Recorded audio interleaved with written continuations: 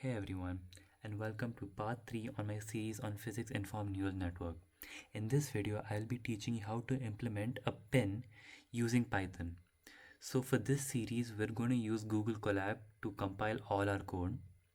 So in this video, I'll be telling you all the important libraries used and how to build the skeleton of the PINN. So first we can start off by importing PyTorch, which is the main library used. From torch, my bad. So from torch, import the NN module,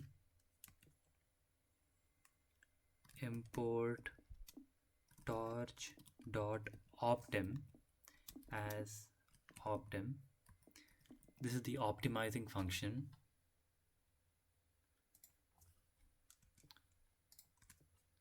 And we can import numpy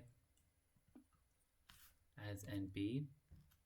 We can import matplotlib.pyplot for data visualization, and this is an optional library to import, but we can import time to see how long it takes for our code to compile. So now I'll be teaching you how to implement the skeleton of the program. So first we have to create the base class. So we can name our class PINN, and here we inherit the nn dot module. This is the parent module to create the neural network. So here you can create the constructor, and we can create a variable called, we create a flag of the boundary condition. So we're going to call it BC and exact. Sounds like a good variable name. Equals false. So for now we're going to default it to false, as we're going to put soft constraints on it. So we inherit the parent class in this, so we call it, oh good, it automatically filled, and we create an instance of the boundary condition here. So now here we create the skeleton of the neural network. So we can create a network by calling self.layer equals nn dot sequential.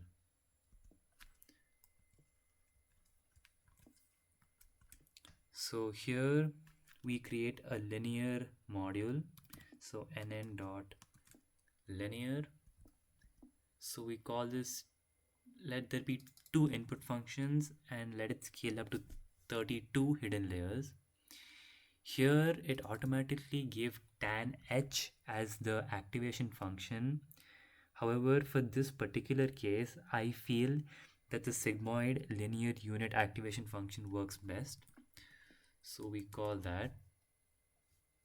So let's copy this, and ideally we create 4 layers when making a PINN. So this has to satisfy the tensor dimensions. So we can scale this up to 128 layers to satisfy the dimensions. 128 layers. We can scale it down to 64 hidden layers, and then from 64 hidden layers we can scale it down to a single output. So we can remove this activation function here. Okay, now we can make the forward function.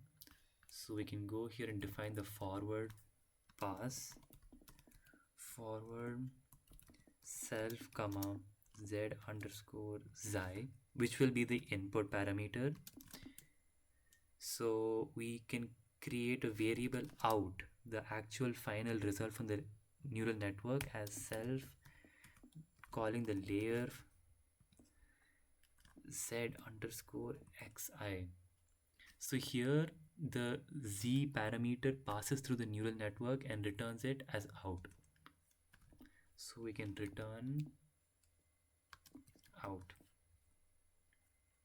So this is how we implement the skeleton of the neural network.